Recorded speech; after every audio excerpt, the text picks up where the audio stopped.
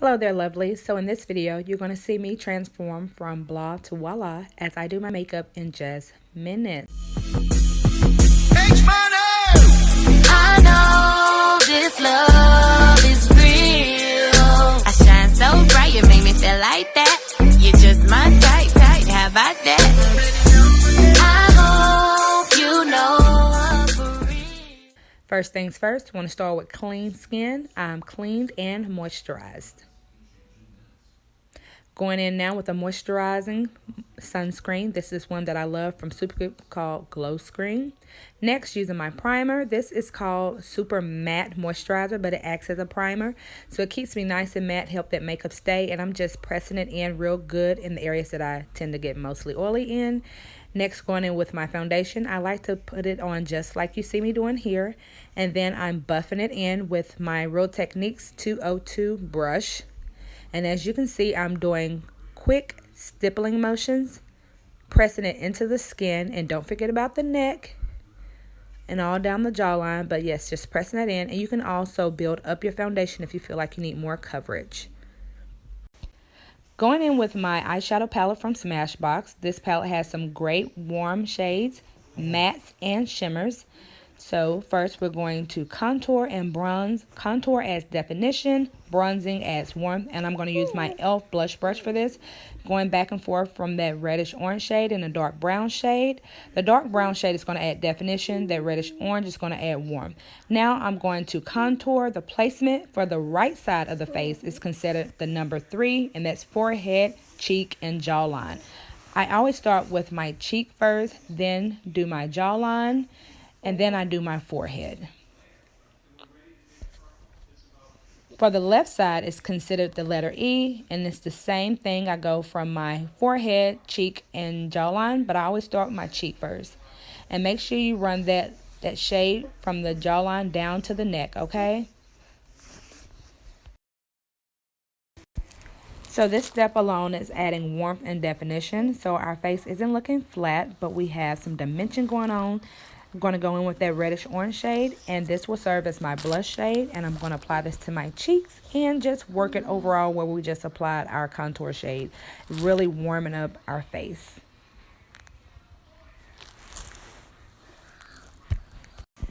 Any shade that has a red or orange undertone will work perfect for warming up the skin. Now, using a sponge or brush, that beige shade, we're going to use that to highlight in the center of our face, starting under the eye and working in that area on both sides. And then I'm also going to do my chin, my forehead, down the bridge of my nose, basically the whole center of the face. We want to bring light and highlight. So that's what that shade is going to serve. And I'm just going in with my brush and really just amplify that shade there, because I really want the shade to be lifted. To clean up the contour shade underneath the cheeks, I take the highlighted shade and just make it nice and sharp. Going back in with the blush brush, adding more warmth. And now I'm going to take a good brush and just go over with my all over face powder and just buff out and tone down where it's super highlighted. Now time for eyes, using a nice blending brush. I'm going to start from the outer corner of the eye with stippling motions. Pressing stippling motions, and I'm going to work the shade around my orbital bone. Now my crease isn't that far up, but to make my eyes appear larger, I'm taking that shade a little further up because I want my crease to appear larger. And I'm just working that shade down where my nose bone is as well. Doing the same thing for the other side. Working that shade also down somewhat the bridge of the nose, but not going down too far. And just making sure that shade is nice and packed on the outer corner of my eye.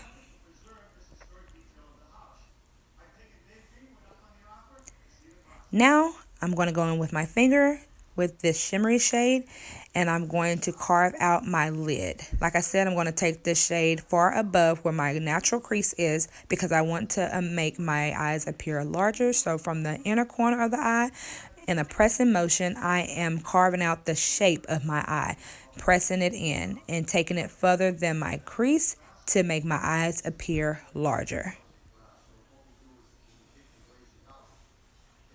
And I'm going to do the same thing for the other eye.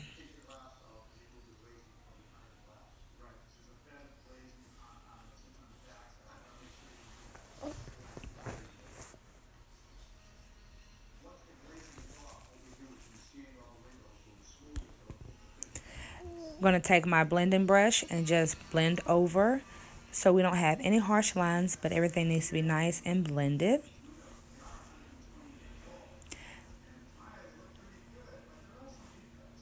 Now, the same way we added dimension on the top lid, we're going to also do the same on the bottom. And I'm just taking that reddish orange shade and I'm going to sweep it underneath my eyes. Now, what's great about this is a reddish orange shade will also serve as a corrector under the eyes as well. So if you have dark circles, this would definitely camouflage that. Anything with a reddish or orange undertone, it will definitely cancel out darkness. So definitely don't forget to take that shadow underneath the eyes like you see me doing right here.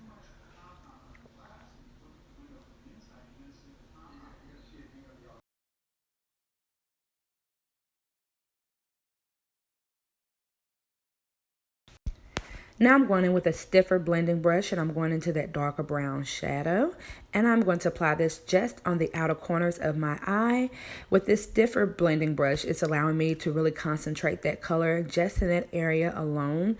And I'm also going to sweep that same shadow underneath. You don't want to sweep it over the initial reddish orange shade that we put down. You want to really concentrate this right under the waterline. So make sure you're not sweeping it entirely over the first shadow that we put under the eyes.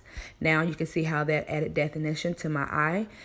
Now if you don't want to do the darker shadow on the outer corner, you definitely don't have to. Now going in with a flat shader brush, I'm going into that shimmery champagne shade that I initially used on my lid. And I'm going to apply this right along the water line, right where you would put your eyeliner. I'm going with this shimmery shadow because I want my eyes to look more awake, more open, so a lighter shade would definitely make the eyes appear larger. If the eyes are larger and you want them to appear smaller, then definitely go in with a darker shade and it will make your eyes appear smaller. So yeah, just working the shadow right along the water lines as you see me doing.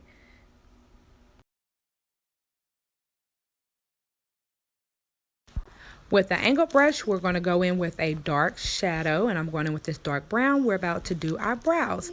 Now, if the shade that you have isn't dark enough, you can always mix it with a darker brown or even black, but don't do just straight black. You might have to mix a few shades if you need to get the correct brow shade, but this dark brown serves fine for me, so you just have to decide what shade works best for your brows. Now, not starting at the very beginning of the brow, but midways, I'm going to create the bottom line that's going to serve as my arch. And I'm just lightly dragging the brush outward to create my arch line for the bottom of my brow. And then as I get that line more pronounced and like I want it, I'm going to take that brush and go upward into the hairs and fill in very lightly.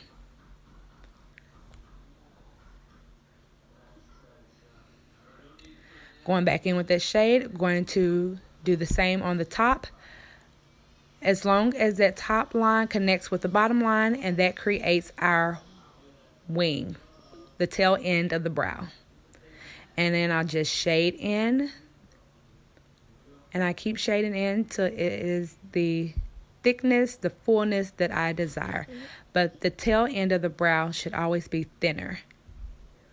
And then just going in very lightly with the brush and adding that shade to the beginning of the brow. And you don't want the beginning of the brow to look real hard, so go in with a light hand. The beginning of your brow should always start where the side of your nose, if you place your brush there, if you go straight up, that's where your brow starts, and it shouldn't go no further than that. So I'm just doing little hair-like strokes just to make my brow more natural looking. And I'm just going to do that same thing to the other side.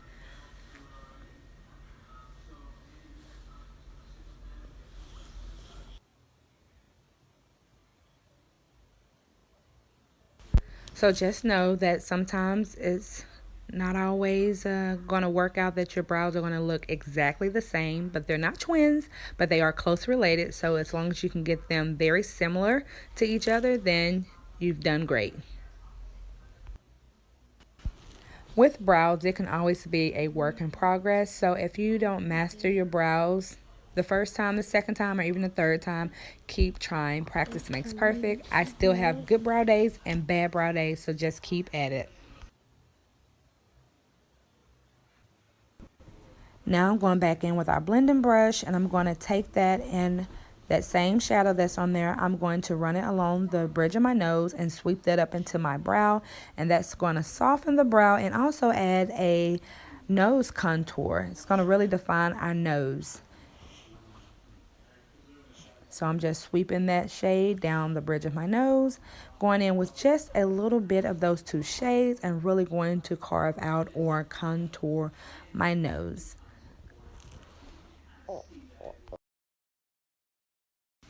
Sweeping this shadow alongside the bones of my nose allows my nose to appear a little smaller.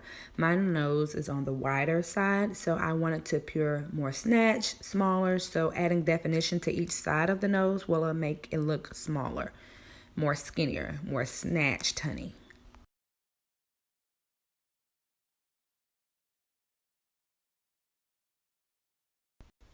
So here you'll just follow your natural bone structure, and it will serve as the perfect guide as where you want to place your contour shade for your nose. And then also apply it on the ball of the nose. Going back with the brush, right there at the beginning of the brow, I'm just dabbing it, because if it's too hard, you can just take your powder brush, sweep it away a little bit, and it'll kind of, tone it down. Taking this flat shader brush that still has that shimmery champagne shade, I'm placing this in the high points of the brow to kind of add highlight to the brow bone area, and it also cleans it up a little bit, making it look neater and sharper.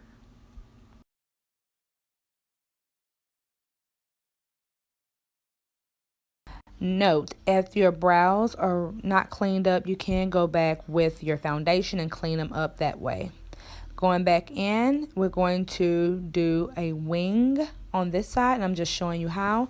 I went in with that darker shade using the angle brush, and I'm just stippling that shade right along the lash line. As I get to the outer corner of my eye, I'm taking the brush more upward in an upward angle, as you can see.